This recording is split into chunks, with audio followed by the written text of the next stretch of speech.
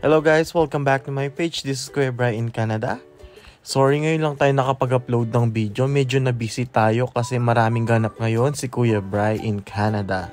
For today's video guys, magpapadala tayo ng balikbayan box sa Pinas. Ayan. So, samahan nyo ako na mag-box or magbalot ng mga pinamili ko na ipapadala natin sa Pilipinas. Tara, let's go! Siyempre, ang unang gagawin natin, paka-sealed natin yung box natin. Ayan. Kung mapapansin nyo po yung box na meron tayo dyan, ay hindi katulad nung box na nanggagaling sa Saudi, sa Singapore. Yung box po dito sa Canada, medyo maliit lamang po. Ganyan lamang po, katamtaman lang po. Hindi katulad po nanggaling sa Saudi at Singapore. Bali, first time ko pong magpadala ng balikbayan box sa Pinas.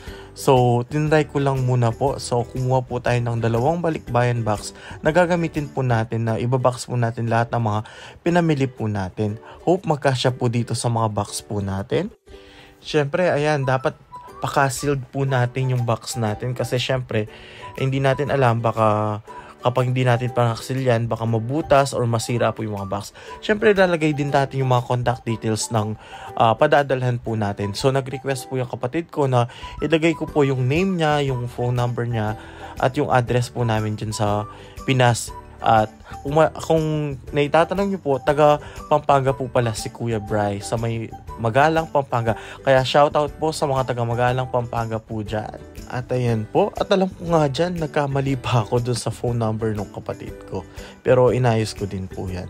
So wag po natin kakalimutan kapag papadala po tayo ng balikbayan box ay maglagay po tayo ng contact details sa ating mga box para alam po ng pagdadalhan or alam po ng cargo kung saan po niya ipapadala or sino po yung kukontakan niya sa Pilipinas. Siyempre, after po natin masulat po yung contact details po, kailangan po nating i-sealed ang buong box para hindi po siya masira at hindi po mabutas yung mga box po natin. Ayan po. Kung makikita nyo po sa guild ko, yan po yung mga ipapadala po natin sa Pinas. Usually po, yung mga ibang mga bagay po dyan or minsan yung mga pagkain na pinapadala ko po, yun po yung mga hindi po nabibili sa Pinas. Like, for example, meron po tayong mga Tim Hortons dyan, yung mga ganun. And may mga gamit pa po tayo mga pinamili like yung mga plates na Corel and marami pa po. O ikaw na nanonood dyan, baka first time mo lang baka visit sa vlog ni Kuya Bry. Baka naman, paki-follow, like, and share po, Kuya Bry in Canada. Ayan, bali, naka-bubble wrap po yung mga ibang gamit na ipapadala po natin. So, syempre, dapat super sealed po, lalo na yung mga babasagin.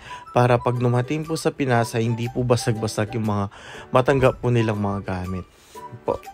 At heto po yung mga ibang papadala po natin. Meron tayong mga sapatos, mga sabon, mga canned goods. Meron tayong mga iba't ibang creamer. Yan. At samahan nyo ko, ilagay na po natin sa box yung ating mga ipapadalang mga gamit. Ayan, samahan nyo po kung punuin po natin yung unang box natin. Siyempre, nilagay ko dyan yung mga gamit sa kusina and yung mga ibang sa mga sapatos na ipapadala natin sa mga kapatid ko. Yan po. At syempre, naglagay din tayo ng mga damit dyan. Yung mga ibang mga damit ko din na lumang damit ko ay pinadala ko na rin po. Syempre, dapat siksik na siksik yung box natin. Syempre, medyo may kamahalan po ang magpadala ng box. Nasa $130 po each po yung mga box. So, kailangan dapat punong-puno yung box po natin. And yan, medyo puno na yung unang box natin. And samahan nyo naman ako na punuin natin yung isa pang box. At dito naman sa isang box na to, dito ko ilalagay yung mga pagkain like yung mga chocolates, creamers, hot chocolate, coffees, yan. At saka yung mga canned goods na ipapadala po natin. Dito ko naman siya nilagay. So, sineperate ko yung mga food kasi dun sa kabilang box, merong mga sabon-sabon na pinadala ko doon. So, syempre, para hindi naman maglasang sabon or hindi ma-chemical contaminate yung mga ipapadala nating mga pagkain. Ayan, kung mapapansin nyo po, medyo hindi pa po punong-puno yung box natin. Pero syempre, pupunuin pa po natin yan. Syempre, sayang naman po yung sea cargo fee po na ibabayad natin dyan kung hindi po punong-puno yung box natin. Bali, napadala na po natin ang 2 box na balikbayan box po natin.